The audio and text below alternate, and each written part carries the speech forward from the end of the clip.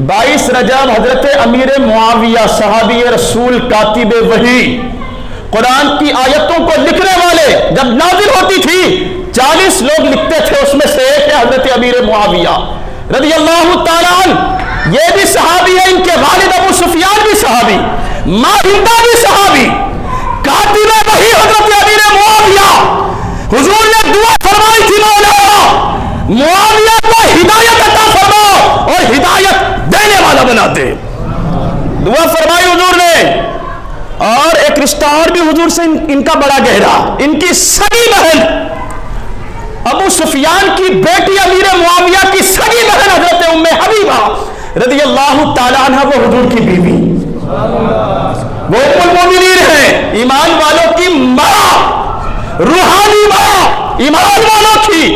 अब हुजूर से इनका कितना करीबी रिश्ता हुआ ना। इनकी बहन हुजूर के निकाह में, इनके वालिद जो है वो हुजूर के क्या हुए, बोलो, अरे बोलो ना। हजरत अमीर मुआविया का विसाल हुआ 22 रजब को। फजीलतें बहुत हैं लेकिन वक्त नहीं हमारे पास अभी बयान करने। 22 रजब को एक गिरोह ऐसा है मुसलमानों में जो कहता तो अपने आप को मुसलमान, लेकिन बड़ी अदावत है अमीर मुआविया से, खुल्लम खुल्ला गालियां बकी जाती है हजरत अमीर मुआविया को। सोशल मीडिया उठाकर देखो आप, वो जो कहते हैं हम वो अल्फाज दोहरा नहीं सकते एक सहाबी रसूल के लिए। अच्छा, वजह क्या बयान करते हैं? हजरत अमीर मुआविया और हजरत मौला अली कर्रमल्लाहु वजहुल करीम के दरमियान 2 मरतबा जंगें हुई, एक जंग जुमल और जंग सिफ़ीन। दोनों तरफ नबी के सहाबा, दोनों तरफ ईमान वाले। लड़ाई हजरत उस्मान गनी की शहादत को लेकर थी। हजरत उस्मान गनी को एक बागी गिरोह ने शहीद किया। अमीर मुआविया कहते थे इन बागियों को कत्ल कर दिया जाए। मौला अली कहते थे कि मैं मदीने में खून खराबा नहीं होने दूंगा। वजह समझ में आ गई? आपस की कोई रंजिश नहीं थी और सहाबा की हो भी नहीं सकती आपस में। वो नबी के सहाबा आपस में रंजिश हो भी नहीं सकती। कुरान कहता है मोहम्मद रसूलुल्लाह, मोहम्मद अल्लाह के रसूल है। वल्लज़ीना माअहु अशिद्दउ अलल कुफ़ार, और उनके गुलाम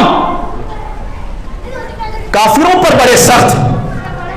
रुहमाउ बैनहुम, आपस में बड़े रहम दिल। तराहुम रुक्काअन सुज्जदन, तुम जब उन्हें देखोगे तो रुकू करते हुए और सजदे करते हुए पाओगे, अल्लाह की आयतों की तिलावत करते हुए पाएंगे।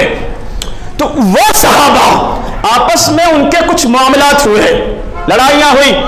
तो अब एक गिरोह जो कहता है हम मौलाई हैं, हजरत अली के अहले बैत अतार के मानने वाले, वो गिरोह उस लड़ाई की वजह से हजरत अमीर मुआविया को गालियां बकता है, हजरत अबू सुफियान को गालियां बकता है, इनकी मां हजरत हिंदा को गालियां बकता है।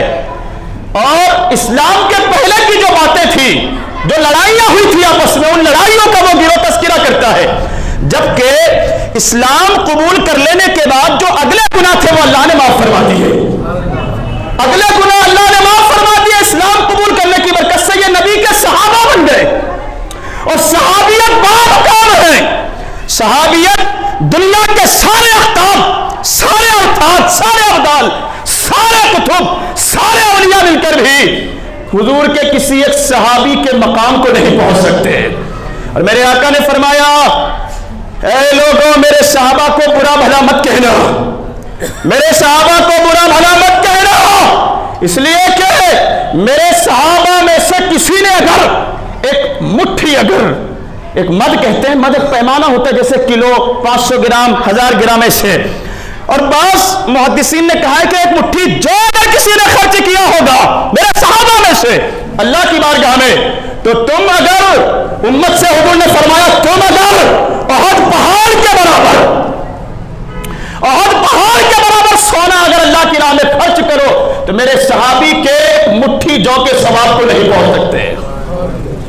ओहद पहाड़ 15 किलोमीटर में फैला हुआ मामूली है, कारून के पास भी नहीं होगा इतना खजाना। ओहद पहाड़ के बराबर सोना सारे रईसों को जमा कर लो दुनिया के, या सारी हुकूमतों को जमा कर लो, तो उनके पास ओहद पहाड़ के बराबर सोना नहीं होगा। और हुजूर फरमाते हैं تو میرے صحابی نے ایک مٹھی جو بھی اگر اللہ کی بارگاہ میں دیا ہوگا اس کی تم برابری نہیں کر سکتے. لیکن ایک گروہ کی سمجھ میں بات نہیں آتی, وہ گالیاں بکتے ہیں. اور یہ 22 رجب خاص طور پر اس لیے انہوں نے کونے کی نیاز رکھی کہ حضرت معاویہ کا یوم وصال ہے, وفات کا دن, تو خوشیاں مناتے ہیں. ظالم, یہ خوشیاں منانے کے لیے انہوں نے 22 رجب کی تاریخ کو چنا. اچھا پھر کہتے ابھی بھی کچھ چیزیں پائی جاتی ہے ہمارے یہاں بھی, کہتے کنڈے کی نیاز چھپ کر کرو, گھر کے کونے میں, باہر نہیں جانا چاہیے. کیوں؟ وہ کہتے تھے گھر میں خوشیاں چھپ کر مناؤ, باہر والوں کو پتہ نہیں چلے. نیاز ہے نا بھائی, ارے نیاز ہی ہے نا, کنڈے نیاز ہی ہے نا, کھانا ہے نا. تو لوگ کہتے ہیں باہر مت لے کر جاؤ, کیا ہو جائے گا؟ ہاں کیا ہو جائے گا؟ کھانے کی چیزیں آپ باہر نہیں لے کر جاتے, باندھ کر لے کر جاتے ہیں. اجمیر شریف جانا ہو تو باندھ کے نہیں لے جاتے ہو. ایسے وہ بھی کھانا ہے, اس پر فاتحہ ہوئی ہے, گھر والوں کو بھی کھلاؤ, باہر والوں کو بھی کھلاؤ. عورتوں کو ہاتھ نہیں لگانے دیتے ہیں, اگر وہ مسئلہ ہو ان کے ساتھ ماہواری کا تو ہاتھ مت لگا. تم سب اور ہمارے باپ دادا اور پوری نسل آدم جو ہے اور عورت سے ہی دنیا میں آئی ہے, سمجھ رہے ہیں آپ؟ سارے انبیاء, سارے اولیاء, سارے اقطاب, سب جو ہے اللہ نے دو کو چھوڑ کر سب کو عورت سے ہی بھیجا ہے دنیا میں. وہ ہاتھ بھی لگا سکتی ہیں, وہ پکا بھی سکتی ہیں, وہ کھا بھی سکتی ہیں, کھلا بھی سکتی ہیں. سمجھ رہے ہو؟